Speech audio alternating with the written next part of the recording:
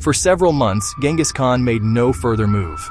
Muhammad Shah, having mustered a force of well over 400,000 hardened Turkish Muslim troops, felt reasonably assured that he could quickly halt any Mongol invasion. But like Napoleon's opponents in the 19th century, he adopted the fatal cordon defense system along the line of a wide river, the Syr Darya, facing north.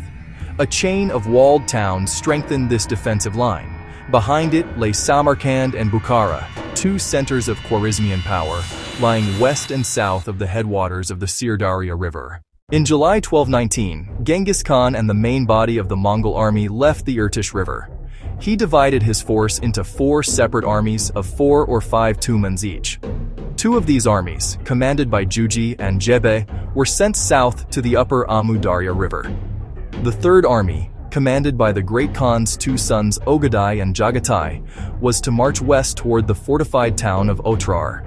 The 4th army, led by Genghis Khan himself and Subutai, was to make a wide westward swing and attempt to advance against Bukhara from the west. Genghis Khan hoped to confuse and surprise the Khwarizmians by conducting widespread attacks from 4 different directions. In the fall of 1219, while Ogadai and Jagatai attacked Otrar, Genghis Khan and Subutai turned north and disappeared. In the south, Jebe and Juji divided their forces. Jebe led 20,000 men into Khorasan, below the Amu Darya River, with orders to draw out any major force that might be lying in reserve and advance into Transoxiana from the south. Juji rode west. Juji was ordered to operate along a 400-mile front, along with Ogadai and Jagatai in the north, to destroy major fortifications and keep the rest of the cordon occupied.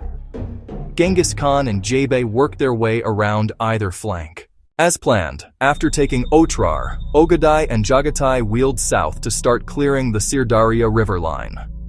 After seizing Khojend, Leninabad, Juji's army turned north. The 2 forces worked toward each other, reducing Muhammad Shah's strongpoints along the Syr Darya River.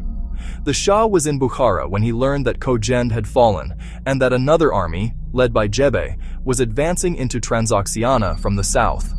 Moving to his capital, Samarkand, he assembled his last 50,000 reserves to stop Jebe. Jebe's Mongol army completely routed the larger Khwarizmian army.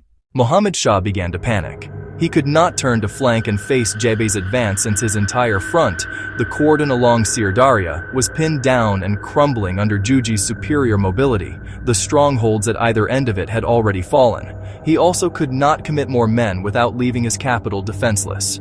His officers were advising him to evacuate Transoxiana altogether when the news came that Genghis Khan and Subutai had appeared outside the gates of Bukhara nearly 400 miles behind the Khwarizmian lines.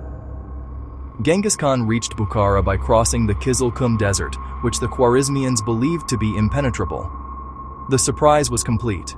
Muhammad Shah's line was turned, and the lines of communication were completely disrupted.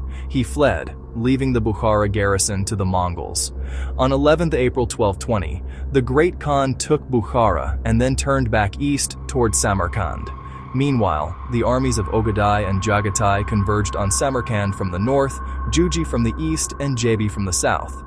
Caught in these crushing pincers, Samarkand, Muhammad Shah's last stronghold, was soon taken. In the brief space of 5 months, Genghis Khan had wiped out an army of 400,000 men, overthrown the mighty Khwarizmian Empire, and opened the gateway to the west toward Europe. He did this through a masterful use of the airland battle operational concepts. Every move had been made in a calculated, orderly sequence toward the achievement of the ultimate objective. Juji's early probe down the Akum Trough in the north to the Syr Darya River gained the initiative, forestalled the danger of an early enemy offensive while Genghis Khan was staging, and put Muhammad Shah on the defensive. Genghis Khan retained the initiative by fixing the Khwarizmians with the 2 Mongol armies on the Syr Darya River, while his army in the north and Jebe's army in the south maneuvered around the Khwarizmian flanks.